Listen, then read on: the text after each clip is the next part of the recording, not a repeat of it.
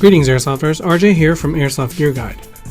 We're here today bringing you the review of the ARES Amoeba AM013, also known as the Not Honey Badger AEG.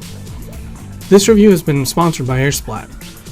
The ARES Amoeba AM-013 retails on the site for $279.99. We've been keeping an eye on this AEG for a very long time, and it has gone under some changes since the initial release. Looking at older footage of other reviews, a few small changes were included since this initial release. So let's dive in and look what's in the box. First, you get the Amoeba manual, which is pretty detailed with all the parts that make up the AEG, and then a de-jamming rod,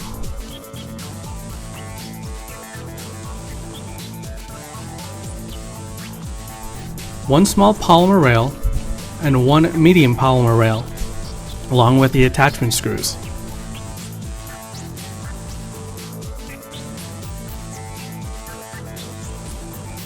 Next, you get the 300 round ARES high cap,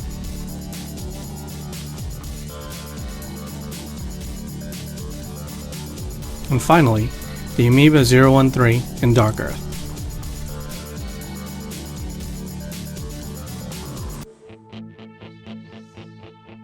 Externally, this gun is absolutely unique. From back to front, it has a 2-point retractable stock, polymer upper and lower receiver with Amoeba trademarks, the rail on the upper is metal, which is a nice touch, and a polymer pistol grip. The metal cocking handle does not have a bolt catch and release, so you have to pull back and retain the cocking handle back to access the dial type ARES polymer hop-up.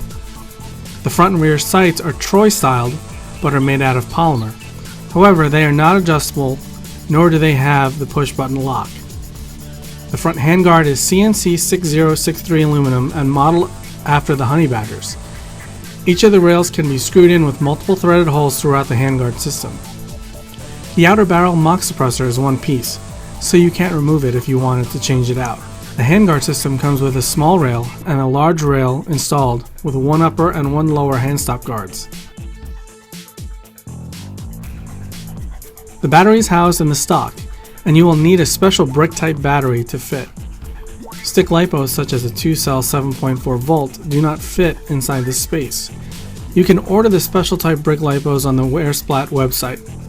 To access the battery compartment, you just have to push the upper and lower tabs to expose the compartment with a small Tamiya battery adapter.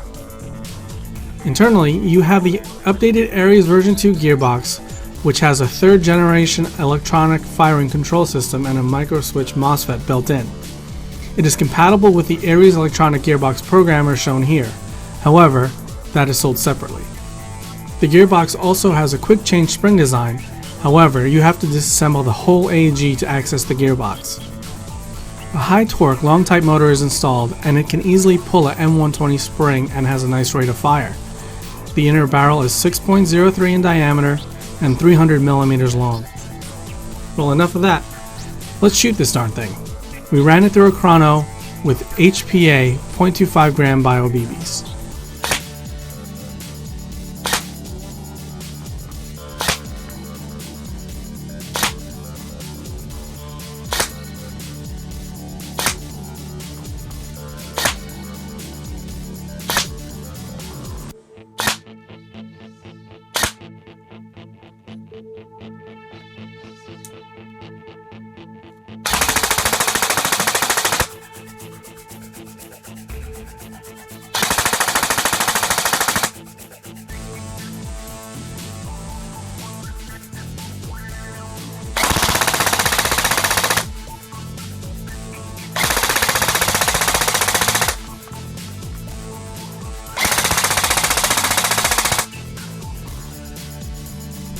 Well, as you can see, it was shooting a bit lower than the advertised range.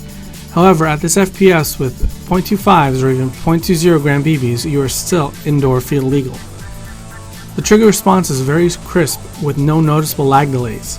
I did notice a little whine in the gearbox, but that can be fixed with some reshimming and a motor adjustment, which I always do anyway with stock gearboxes.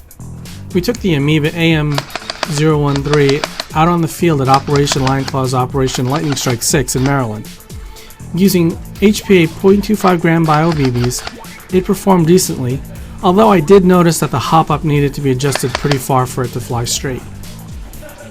I was hitting chest-sized targets at 100 feet pretty accurately when the hop-up was dialed in properly. My only slight negative gripes about the Amoeba 013 is that you have to have the smaller brick-type LiPo batteries to fit, and the stock doesn't have a lock at the end of the stock rod so you can remove it by accident. I also wish the stock had more adjustment points. Also, the stock did have a small hole for sling clips, but since I don't have that type of sling, I'm left to modding something to fit. Overall, I can give the ARES Amoeba AM-013, the not so honey badger, a good recommendation. The style of the AG makes it stand out overall, and the programmable gearbox shines when you also purchase the programmer. For my initial performance upgrades, I would suggest a swap of the spring to at least an M120 if it is shooting low out of the box. Also, I would swap out the bucking for Prometheus or Maple Leaf. And if you don't have the ARES electronic gearbox programmer, I would suggest you buy one. All these upgrades can be found on the AirSplat website. Well, that's all for now. Hope you liked the review. Please like and subscribe and share, and I'll see you next time.